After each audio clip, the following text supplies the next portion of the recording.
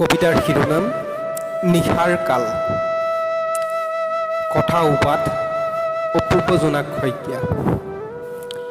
একান্ত পৰিৱেশ আছিলো বহি নিশাটো অকলশৰে।